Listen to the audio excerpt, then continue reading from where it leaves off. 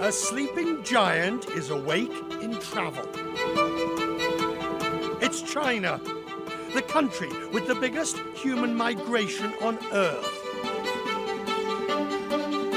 The Chinese made 3 billion domestic trips in 2017, and that's just to celebrate the Chinese New Year.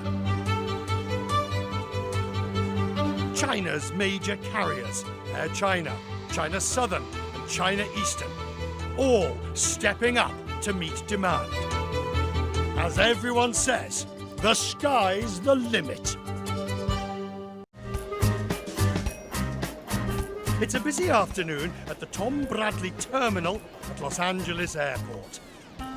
And I'm one of the business travellers heading to China. China has now surpassed the United States as the world's largest business travel market. That alone is a seismic shift. I've been to China on many occasions, but this is the first time I've flown there on one of the big 3 state-owned carriers. Hello. Hello. Checking in, thank you.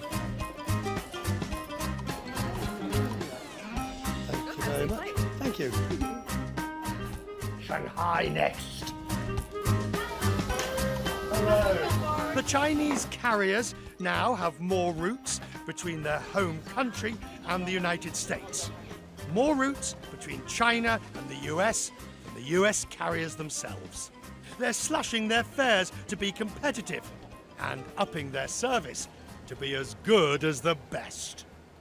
When it comes to attracting international passengers, all the Chinese carriers have had to improve their product, haven't you? Yes, because Chinese people, they are getting rich and rich, and they have strong willingness want to have the high quality of life. So China Eastern, we upgraded our aircraft, our products, and our service to meet this part of the requirements. So, we have 20% 777, and next year we will also introduce 350-2-900 and a 787-9.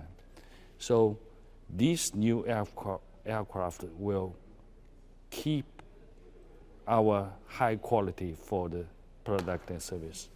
Dongbo is the Chief Marketing Officer at China Eastern. He shows me some of their routes. China is already the biggest business market in aviation, and by the end of the next decade will be the largest aviation market in the world. Are you ready for that? Yes. So let's demonstrate the huge potential for growth in the Chinese market, and let's use the airline's favourite snack, a packet of peanuts. Think of this as the population of the United States, 330 million people or so, where roughly half have passports at the moment. China, on the other hand, is 4 times the size, with a population of 1.2 billion. At the moment in China, only 6% of the population have passports. Imagine that Chinese numbers eventually reach the same as the US, where half the population has passports. The Chinese travel market suddenly becomes vast in comparison to the US. As travel analyst Gary Bowerman sees it, the growing Chinese affluence is behind the wave, and it's not just domestic travel. The global tourism industry now is pivoted towards China. It is the growth engine across all aspects, and it encompasses everything from backpacking to super luxury. And business travel is obviously a very, very strong component of that. Getting a business or tourist visa for China can be a rather laborious process. Applying for it, and in certain cases, you have to show up in person. That's me, waiting outside the Chinese consulate in New York as they process my journalist's visa. Now China has something called the transit visa that makes it easier to visit China, along with a fiction that you're actually in China on a layover to somewhere else.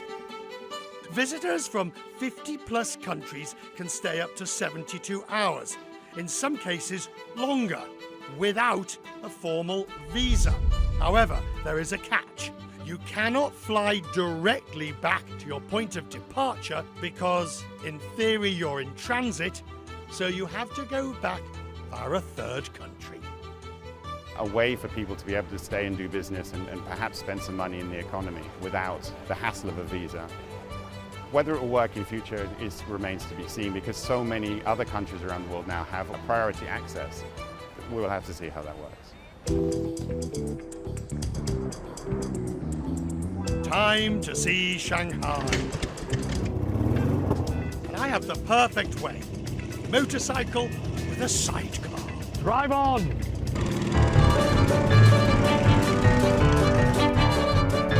Shanghai Insiders is a company offering sidecar tours.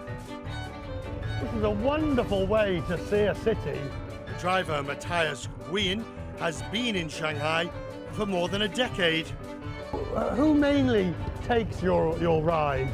A lot of Europeans, a lot of French, Germans, Americans as well. Quite popular with Americans.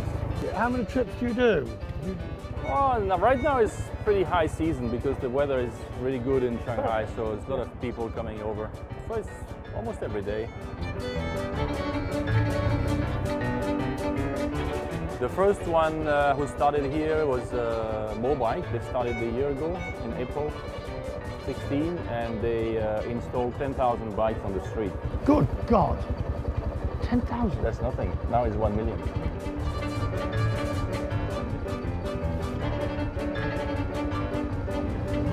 This is lovely.